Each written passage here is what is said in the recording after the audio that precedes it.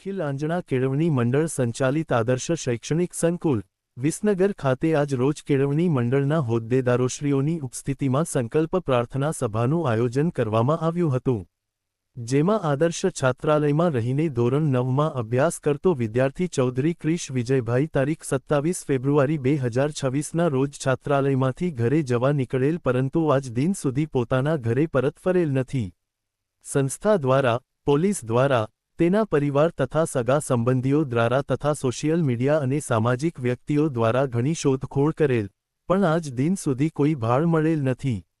તો આ પ્રાર્થના સભામાં કેળવણી મંડળના હોદ્દેદારશ્રીઓએ અને શાળાના આચાર્યશ્રી તથા સ્ટાફમિત્રોએ હૃદયદ્રવી અને લાગણીસભર શબ્દો દ્વારા ક્રિશ ચૌધરી પોતાના ઘરે હેમખેમ પરત ફરે અને પોતાનો અભ્યાસ તંદુરસ્ત વાતાવરણમાં ફરી શરૂ કરે તેવી પ્રભુને પ્રાર્થના કરી હતી.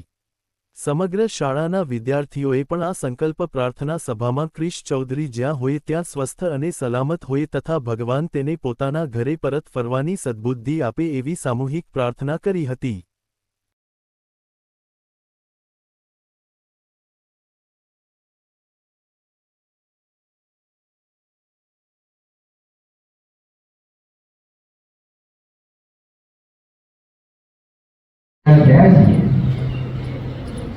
તે જે આપનો સાથે અભ્યાસ કરતો વિદ્યાર્થી ક્રિશ છાત્રાલયમાં પણ લગભગ બધા જ વિદ્યાર્થી સાથે એનો પરિચય છે એવો વિદ્યાર્થી જ્યારે 27 તારીખના રોજ ગુમ થયો ત્યારથી સંચાલક મંડળ અને સ્ટાફ બધું સતત એનું મંથન ચિંતન ચાલે છે.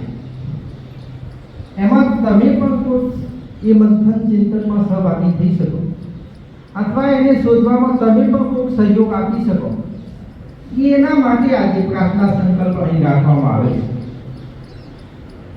એના માતા પિતા 4-5 દિવસ સુધી ચાર ગાડી લઈને અહીં આવે અને ખૂબ જ ભાવુકતાથી આખું વિસનગર વડનગર એમને અને અમે બધાએ સાથે થઈને અને પોલીસે પણ બધા પ્રયત્નો કરે પણ સતત કોઈ લાઈન સ્પષ્ટ થતી નથી. તો આ જે પ્રસંગ છે એના અનુસંધાનમાં તમારા વોટ્સએપમાં એ વિદ્યાર્થીનો ફોટો મૂકેલો હશે. એ ફોટો તમે તમારા સંબંધી કોઈ અમદાવાદ રહેતું હોય, કોઈ સુરત, કોઈ બોમ્બે, એ જે કોઈ જગ્યાએ કોઈ આપણા સંબંધી રહેતા હોય તો એમને મોકલી શકીએ છીએ ને નીચે વિગત લખી શકીએ છીએ કે આ વિદ્યાર્થીને શોધવા માટે પ્રયત્ન કરવો અથવા તો આ જે પોસ્ટ છે વધુમાં વધુ ફેલાવો, જેથી કરીને બની શકે કે ગુજરાત કે ગુજરાત બહાર પણ આ વિદ્યાર્થી હોઈ શકે તો સત્વરે એ વિદ્યાર્થી આપણને પ્રાપ્ત થઈ શકે.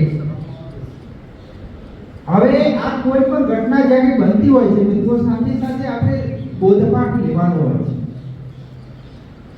આવું કેમ થાય છે? કેમ વિદ્યાર્થીને અવરા પાટા ઉપર નવી લાઈન પર જવું પડે? કેમ આવી ઘટના બને? શું કારણ હોય છે? આ પ્રશ્નો આપણા મગજમાં દરેકના ઉપસ્થિત થવા જોઈએ કે ભાઈ આવું કેમ થાય છે? આવું થવાની પાછળ કોણ જવાબદાર છે? આવું થવાની પાછળ આપણે કેટલા અંશે જવાબદાર છે? જો આ સંશોધન કે મનમાં એક વખત વિચાર કરીશું તો ફરીથી આપણે પોતે તો એ પગલું નહીં ભરીએ. આજે પેપરમાં જોઈએ છીએ દર અઠવાડિયા દિવસે આવી ઘટનાઓ બનતી હોય. અંગ્રાજ કે બેનું સ્વામિનારાયણ મંદિરની અંદર જઈને સુસાઇડ કર્યું, તો આવું બધું કેમ બને છે? તો આપણો જે સમય છે હાલનો છે કે વિદ્યા પ્રાપ્તિનો સમય છે અને આ જે ટ્રેક છે આપણો જે રસ્તો છે એ રસ્તા ઉપર જે આપણે બીજા રસ્તા ઉપર જ્યારે ફંટાઈ જઈએ છીએ અને ફંટાતો ક્યાંક એવી સ્થિતિ આવે કે આપણી પાસે કોઈ રીતે ખાતું ખોલાયું હોય, નામું ચાલતું હોય, પૈસા લેવા હોય તો પૈસા નથી લાવવા તો એવી તરકીબો આપણે શોધતા હોઈએ છીએ અને એમ કરતો આપણને ખબર પણ ના હોય ને આપણે ખોટા રસ્તા કે ખોટી લાઈન પર ચાલતા થઈ જઈએ અને ખૂબ આગળ જઈએ પછી આપણને ભોન થાય અથવા તો એવી સ્થિતિ આવે કે બધાને ખ્યાલ આવી જાય અને પછી આપણને એમ થાય કે ઘર છોડવાની સ્થિતિ આવે અથવા તો અન્ય કોઈ પ્રકારનું પગલું ભરવાની સ્થિતિ આવે. તો પહેલા તો આપણે કોઈ પણ એવું કામ વિદ્યાર્થી તરીકે વિદ્યા પ્રાપ્ત કરવાનું છે એ સિવાયનું કોઈ પણ કામ માં કે એવી સંગતમાં ના આવી, સોશિયલ મીડિયાનો જે નકારાત્મક પ્રભાવ છે એમાં પણ ના આવી. આપણે શું કરવું જોઈએ? તમને કે મને કોઈ બચાવવા નહીં આવે. જીવનમાં કદાચ કોઈ સામાન્ય ટેકો કરશે પણ જાતે જ ઊભા થવું પડશે. તમે નીચે પડશો તો જાતે જ ઊભા થવું પડશે. તમને એમ હશે કે કોઈ બીજું કરશે તો એ શક્ય નથી. તો આવા સમયે આપણે એ પણ બોધપાઠ લઈએ કે આવી સ્થિતિ જ્યારે આવે અને ઘરની બહાર જવાની પરિસ્થિતિ ઊભી થાય ત્યારે એવા અસામાજિક તત્વો સાથે આપણે જોડાઈ શકીએ, એવા ખરાબ ધંધા કરવાવાળા લોકો સાથે પણ આપણી સંગત થઈ શકે. કોઈ લોકો આપણો દુરુપયોગ પણ કરી શકે છે અને એ ચક્રમાંથી ગુનાહિત પ્રવૃત્તિ તરફ પણ જઈ શકે છે. કારણ કે તમારું માનવ છે બહુ કુમળું છે અને જે દિશામાં તમે જાઓ તો એ દિશા તરફ તમે આગળ વધતા જાઓ. પછી પરિવારને તો બહુ સોચવું પડે ને બધાને પણ એનો જે નુકસાન થતું હોય છે. તો આજે આપણે બધા એ માટે ભેગા થયા છીએ. તો પહેલી તો વસ્તુ એ છે કે એ વિદ્યાર્થીને મહાત્મા ગાંધીજીએ કીધેલું છે કે મેં ઓટો બંધ કરી અને જ્યારે ઈશ્વરને પ્રાર્થના કરી છે ત્યારે મારી પ્રાર્થના ઈશ્વરે સાંભળી નથી એવું બન્યું નથી. તો આપણે બધાનો મનોબળ એવી ઈશ્વરને પ્રાર્થના કરીએ સમૂહ શક્તિથી. જ્યારે એક નાદ ઊભો થાય, એક અવાજ ઊભો થાય તો ઈશ્વર સુધી પહોંચતો હોય છે. તો એટલા માટે આપણે બધા અને તમારા બાળકની પ્રાર્થના તો ઈશ્વર પહેલા સાંભળે.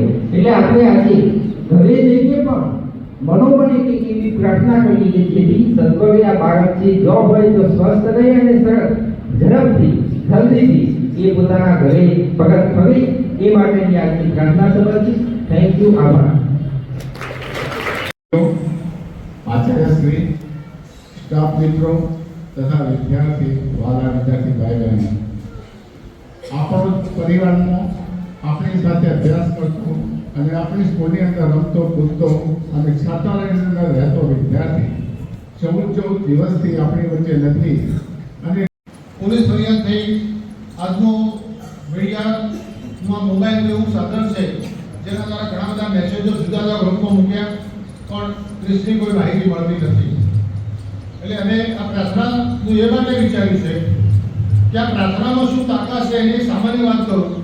આપણી આઝાદીની લડત ચાલતી હતી ને એ વખતે લોકમાનસજી આશ્રમ અરવિંદજી અને માતાજી એમને વાઇબ્રેશન દ્વારા લોકમાનસ ગણ્યું હતું અને વાઇબ્રેશનમાં શું તાકાત છે એનો એ વખત પરિચય થયો હતો. એટલે એવા વાઇબ્રેશન દ્વારા આપણે સર્વ એવી સમૂહ પ્રાર્થના કરી અથવા મનોમન એવો સંકલ્પ કર્યો.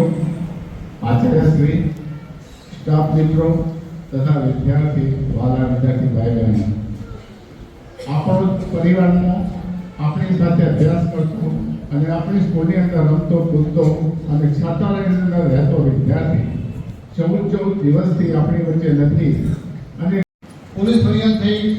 આજનું મીડિયામાં મોબાઈલ એવું સાધન છે જેના દ્વારા ઘણા બધા મેસેજો જુદા જુદા ગ્રુપમાં મૂક્યા પણ પોલીસની કોઈ માહિતી મળતી નથી. એટલે અમે આ પ્રાર્થનાનું એ માટે વિચાર્યું છે કે આ પ્રાર્થનામાં શું તાકાત છે એની સામાન્ય વાત કરું. આપણી આઝાદીની લડત ચાલતી હતી ને એ વખતે લોકમાનસજી આશ્રમ અરવિંદજી અને માતાજી એમને વાઇબ્રેશન દ્વારા લોકમાનસ ગણ્યું હતું અને વાઇબ્રેશનમાં શું તાકાત છે એનો એ વખત પરિચય થયો હતો. એટલે એવા વાઇબ્રેશન દ્વારા આપણે સર્વ એવી સમૂહ પ્રાર્થના કરી અથવા મનોમન એવો સંકલ્પ